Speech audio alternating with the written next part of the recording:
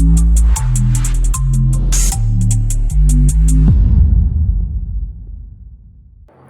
સરથાણા ખાતે વ્યાજખોરોના દૂષણમાંથી મુક્તિ મળી રહે તે હેતુથી બેંકો અને નાણાકીય સંસ્થાઓ સાથે મળીને પ્રજાભિમુખ સંકલન અને સુરત શહેર પોલીસનો નવો અભિગમ.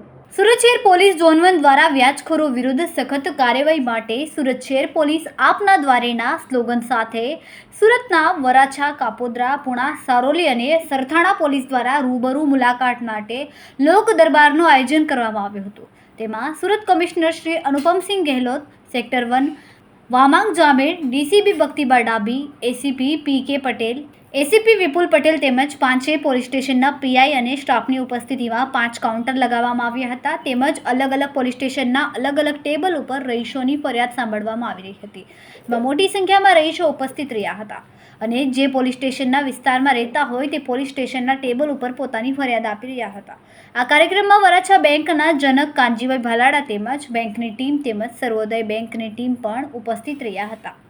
સુરત શહેર પોલીસ કમિશનર અનુપમશ્રી ગેહલોત દ્વારા લોકોને ખાસ અપીલ કરવામાં આવી હતી કે બહારના આવા વ્યાજખોરો તત્વો સામે પૈસા લેવા કરતાં આપણે આજુબાજુની આવી બેંકો છે ત્યાંથી નાની નાની લોન પણ મળતી હોય છે અને એવી લોન લઈને પોતાનો વ્યવસાય કરો કે આવા વ્યાજખોરોના ચુંગલમાં ન ફસાવો. સાથે સાથે વ્યાજ કરો તો તમને હેરાન પરેશાન કરતા હોય તો તમારા વિસ્તારના પોલીસ સ્ટેશનનો સંપર્ક કરીને તેમના વિરોધમાં ફરિયાદ નોંધાવવા માટે અપીલ કરી હતી.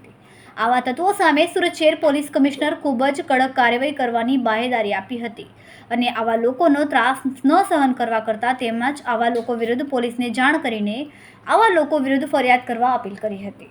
કેમેરામેન સેનિલ વિરાણી સાથે વિશાલ છેઠા, માનવ પ્રભા ન્યૂઝ, સુરત.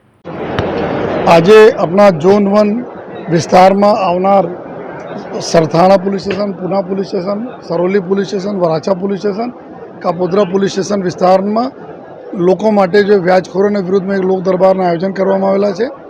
એના જ અનુસંધાને અહીંયા તમામ અમારા જો પ્રજાજનો અને જો ફરિયાદીઓ અહીંયા હાજર છે. અમે બધાને અપીલ કરીએ છીએ કે લોકો ભલે નાની સે નાની રકમ હોય લેકિન કોઈ વ્યાજખોરોના ચંગુલમાં હોય, આપ એક તક અમે આપો, એક તક પોલીસને આપો. અમે લોકો 100% જોઈએ ખૂબ કડકાઈથી જો આ લોકોના વિરુદ્ધમાં કામ કરીશ જોઈએ અને કોઈ પણ સંજોગોમાં નાસીપાસ થવાની જરૂરત પણ નથી જોઈએ. અને આપ અગર વ્યાજ કોઈ પણ સંજોગમાં લીધા છો વ્યાજ ઉપર પૈસા અને આપ મુદ્દલ આપી દીધા છો છતાં પણ આ લોકોને હેરાન કરે છે તો આપ અમારે પાસે આવો જોઈએ.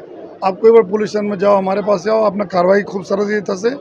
અને સાથોસાથ બધાને અપીલ પણ કરીએ છીએ કે સરકારશ્રીની ઘણી બધી યોજનાઓ છે, મા કાર્ડ યોજના, આયુષ્યમાન કાર્ડ યોજના અને ઈ શ્રમ એક પોર્ટલ બી છે જ્યાં આપના એકદમ આપના હેલ્થ બાબતના, આપના કામો માટે જો લોન બાબતમાં ઘણી બધી સુવિધાઓ સરકારશ્રી આપે છે.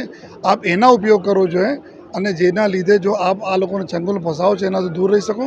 અને અત્યારે છેલ્લા અમુક દિવસોમાં આપ જોયા હશો કે ઘણી બધી પ્રોપર્ટીઓ જો આ લોકોને પરત મળી છે. જોઈએ 95 જેટલા કેસીસ થયા.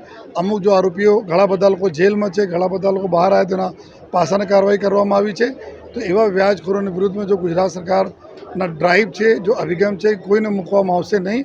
આ હિસાબથી સુરત સિટી પોલીસ કામ કરી રહી છે અને હું આપ મીડિયાના મિત્રોના માધ્યમથી બી આ અપીલ કરવા માંગીએ છીએ લોકોથી કે કોઈ પણ સંજોગમાં આપ ટોલરેટ કરો નહીં. આપ પોલીસ સ્ટેશન આવો और એક તક અમે આપો, આપને નિરાશ થશો નહીં એવો હું ખાતરી આપું છું. અમારા વિડીયોની નવી અપડેટ મેળવવા માટે સબસ્ક્રાઇબ કરો માનવ પ્રભા ન્યૂઝ ચેનલને.